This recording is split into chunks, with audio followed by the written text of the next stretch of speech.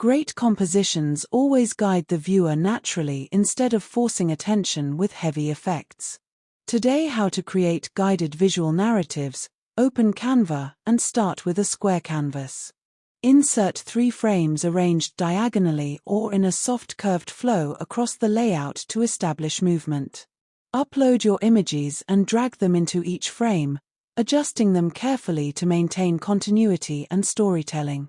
Select the background and apply a gradient that follows the same directional path through the design. Add thin arrows or connecting line accents with low opacity to subtly guide attention across the composition. Slightly rotate one frame to introduce natural motion while preserving balance.